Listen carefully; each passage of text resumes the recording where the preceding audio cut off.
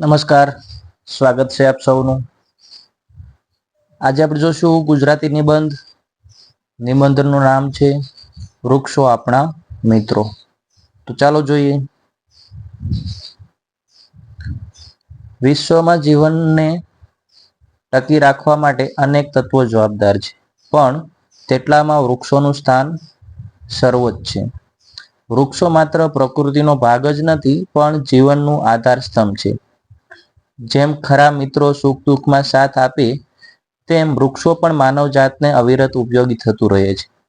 એટલે વૃક્ષોને આપણા સાચા મિત્રો ગણવામાં આવે છે. વૃક્ષોની ઉપયોગિતા. વૃક્ષો ઓક્સિજન ઉત્પન્ન કરે છે, જે આપણે શ્વાસ માટે જરૂરી છે. તે કાર્બન ડાયોક્સાઇડ શોષીને વાતાવરણને શુદ્ધ કરે છે. વૃક્ષો માનવ માટે વિવિધ રીતે ઉપયોગી છે. તે આપણને ફળ, ફૂલ, લાકડું, છાંયો, ઔષધિઓ અને વનસ્પતિજન્ય સામગ્રી આપે છે. ખેતરોમાં પવન અને વરસાદથી થતા ધોવાણને અટકાવે છે. જે સ્થળે વધુ વૃક્ષો હોય ત્યાં હંમેશા ઠંડક રહે છે, વરસાદ વધુ પડે છે અને વાતાવરણ શુદ્ધ રહે છે. પર્યાવરણમાં વૃક્ષોની ભૂમિકા. આજકાલ ગ્લોબલ વોર્મિંગ, પ્રદૂષણ અને પર્યાવરણના પ્રશ્નો સામે માનવજાત ઝૂમી રહી છે. આ સમસ્યાનું મુખ્ય કારણ વૃક્ષોની કપાત છે. વૃક્ષો જમીનને બંધાયેલી રાખે છે. કુદરતી આફતો જેવી કે પૂર અને સૂકા સામે રક્ષણ આપે છે. પંખીઓ, પ્રાણીઓ, જીવજંતુઓ માટે વૃક્ષો ઘરની જેમ કામ કરે છે.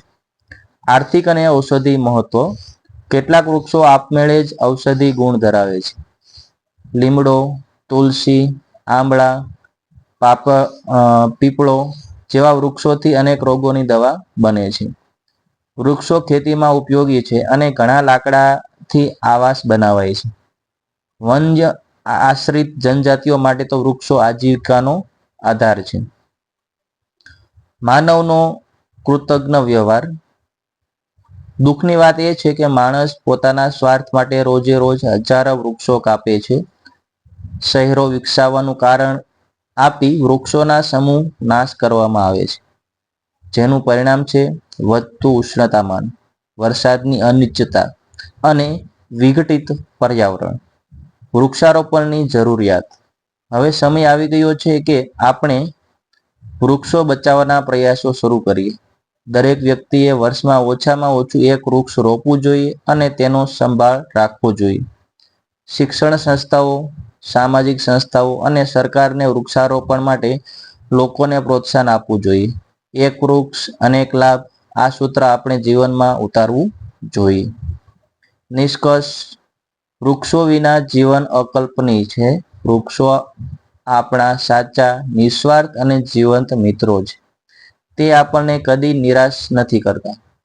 હવે આપણું પણ કર્તવ્ય બને છે કે તેમને સાચવી રાખીએ, વધુ વૃક્ષો વાવીએ અને તેને પ્રેમ આપી આવનારી પેઢી માટે સુંદર અને સ્વસ્થ ધરતી છોડી જઈએ.